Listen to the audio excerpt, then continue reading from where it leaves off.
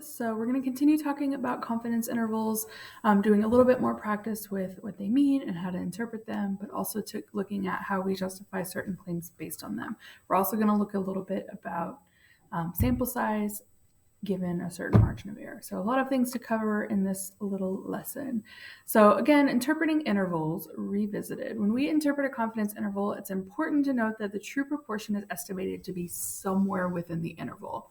So for example, Pete is running for class president and decides to poll some students. He samples 100 students and calculates a 95% confidence interval for the proportion of students, of all the students who will vote for him. He calculates the interval to be 0.45 to 0.52. So my question is, do we have evidence that Pete is going to win? Well, based on our interval, the true proportion, or we're 95% confident that the true proportion of students who will vote for him is somewhere between 0.45 and 0.52, right? So according to this interval, he could win because the true proportion could be 0.52, but he could lose because the proportion could be as low as 0.45. So since the interval includes both proportions below and above 0.5, we don't actually have evidence that he will win or that he will lose. We don't know. The entire interval would need to be above 0.5 for us to have evidence that he would win, and the entire interval would need to be below 0.5 for us to have evidence that he would lose. Remember, the interval is an estimate. And again, all of this is still with that 95% confidence, but even with 95% confidence, that interval is saying anywhere in the interval could be the true proportion, right? So how would changing the confidence level to 98% make things a little bit different? Well, 98% confident would actually be a wider interval. Remember, confidence level is basically saying how far out am I going? It affects the Z star, which is a Z score. And if we want to be 98% confident, we're basically saying we want to include 98% of that normal model, which means the Z-score is going to be bigger, which means the interval is going to be wider, right? So with a wider interval, that's not going to help Pete any, right? His interval is going to be wider, which means it would be like 0.4 to 0.55 or something like that. So it's still like a unsure conclusion. So what if he takes another sample, but now he's run out of time, it's too close to the election, so now he only has time to sample 40 people instead of 100. So how is that going to change things? Well, if you remember, sample size is also affecting standard deviation, and standard deviation is one of the things that affects the width of the interval. So a smaller sample size is actually going to make the distribution more spread out, which means that 95% confidence level is going to be wider than it was previously with 100 students. So a smaller sample size would make the interval wider. Now, a new sample could give us a different result, but the interval itself is going to be wider, so it's probably not going to help Pete figure this out any. So he's just going to have to wait till election day to know for sure what proportion of students would vote for him. Now, looking at another example, it says an insurance company checks police records on 582 accidents selected at random and notes that teenagers were at the wheel in 91 of them. So the interval 0.127 to 0.186 was a 95% confidence interval to estimate the proportion of all accidents that involve teenage drivers. So I want to just give you a chance to kind of practice in your head and think about how would I interpret that interval in context, and then explain what is meant by that 95% confidence level. So take a minute, maybe pause, think through how you would interpret those two different things, how they look different, and then we will look at our answers. So confidence interval, right, which is something we should always do, is saying we're 95% confident that the true proportion of all accidents with teen drivers is between those two numbers. And we could leave them as proportions 0.127 and 0.186, or we can convert them to percentages. Either way is fine. But we're 95% confident that the true thing we're looking for, proportion of all accidents with teen drivers, is between these two numbers, right? This is, again, something that we should always do. Every time we calculate an interval, there should be an interpretation of that interval that goes along with it. And that interpretation looks something like this. If we are asked to interpret the confidence level or to explain the confidence level, they're asking you what that 95% means in the context of this problem. So confidence level refers to that idea of, if I did this many, many times, this is how often my confidence interval would be accurate. So saying something like using this method for many samples or repeating this process many, many times, about 95% of the intervals that we calculate would include the true proportion of all accidents with teen drivers. And again, this is something that we do when we're asked to. It's not something that you have to do every single time you calculate an interval. And notice also that confidence level interpretation doesn't really include anything about this one specific interval, because that's not what it's about. Interpreting the confidence level isn't about one specific interval. It's about how accurate is this method that I'm using as a whole. To make that a little bit more clear, and we kind of did examples of this in class, hopefully, but I want to show it to you again. So we have some confidence, or like a graph. So here was the confidence interval that was just calculated for that one sample that we took. So 0.127 to 0.186 was that one interval. If I took a new sample of the same sample size and calculated the proportion of that sample that had accidents with teen drivers and did an interval based on that sample, it's going to look a little different. So here are maybe other samples that I could take and the intervals that they include, right? So every interval is different. And we don't actually know the true proportion of accidents involving teen drivers. If we did, we wouldn't need to take a sample and do a survey. But we do know that about 95% of those intervals should include the true proportion. So it gives us an idea, and the interval is most likely going to include the true proportion. It may not, but most likely it will, because most of these intervals are going to include it, right? Only 5% of the intervals are completely missing it. So that's just a little bit review on interpreting and explaining and what those intervals actually tell us. So now we're going to move on to talking about confidence intervals and sample size. So a lot of times in real life, we want to take a sample in order to estimate something with a confidence interval. But we may not know how big of a sample we should take. And we know that sample size is going to affect the width of the interval. And maybe we know that we want to be within a certain width, and we're trying to figure out what sample size that should take. So looking at an example, the human cloning problem.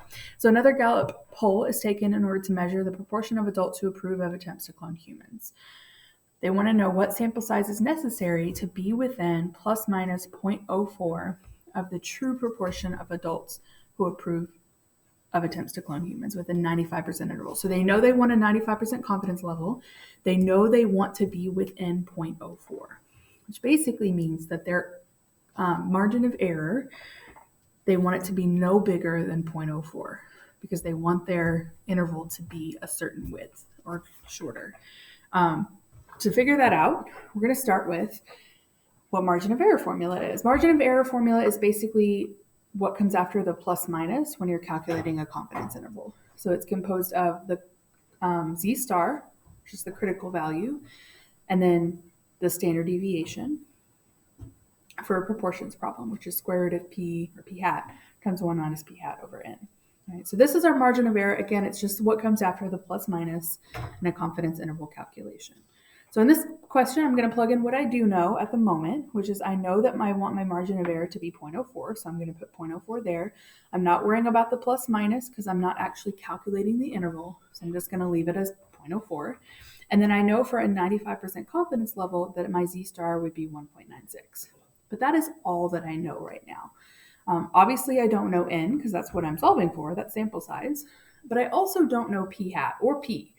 If I knew p, I wouldn't need to take the sample. That's the true proportion.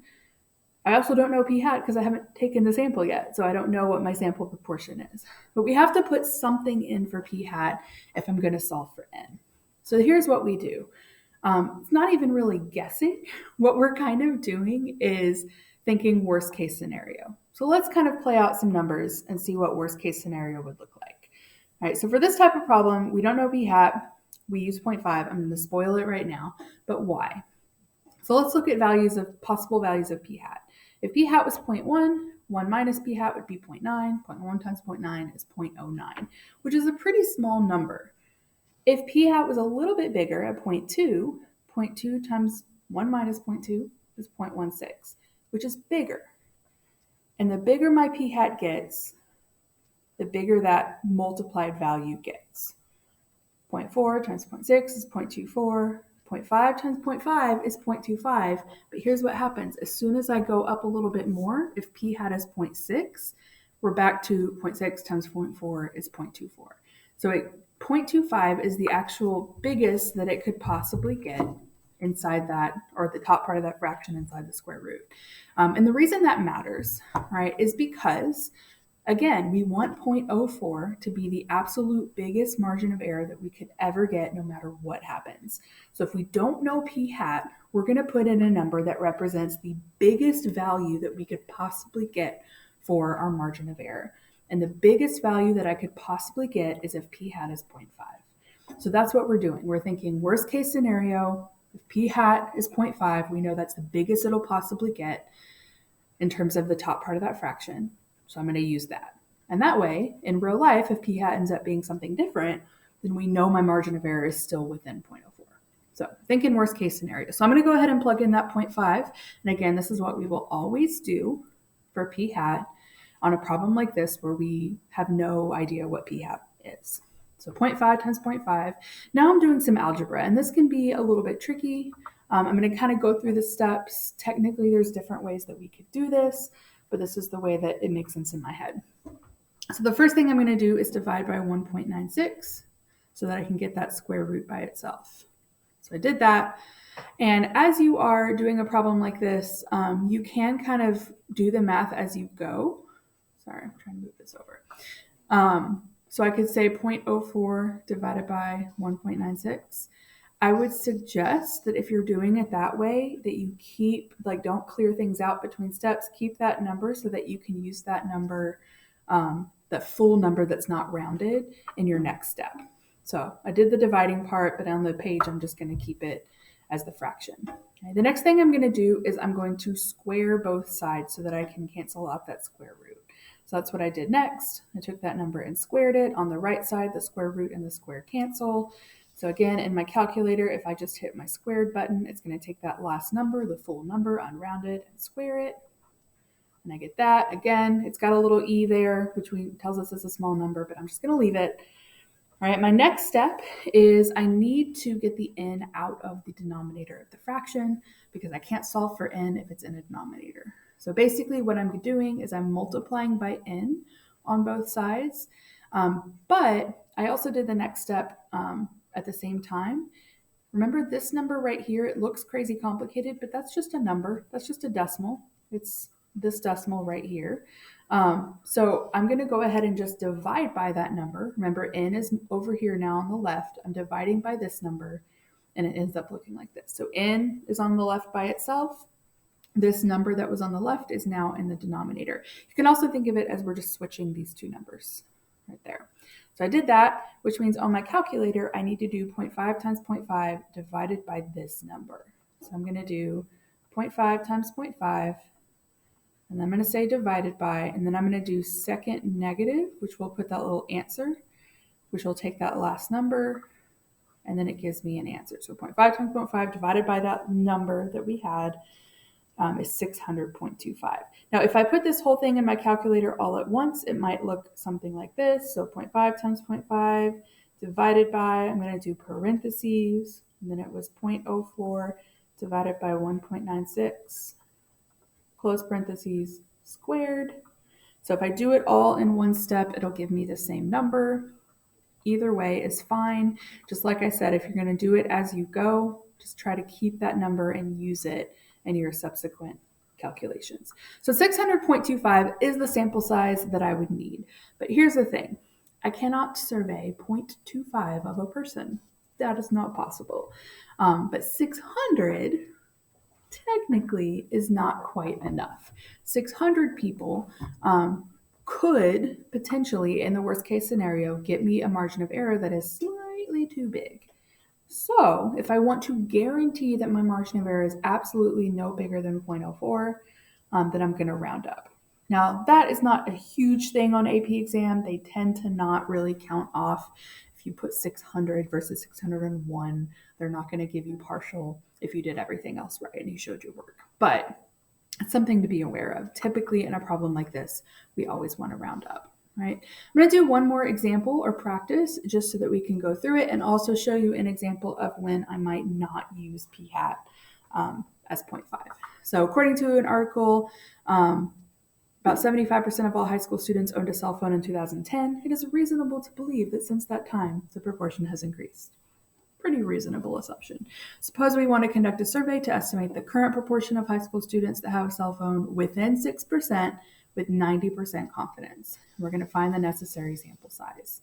So again, I'm starting with my margin of error formula. I'm going to plug in what I know. Okay. So I didn't plug it in yet, but I'm going to go ahead and say this. So in this example, we have kind of an estimate of what used to be true.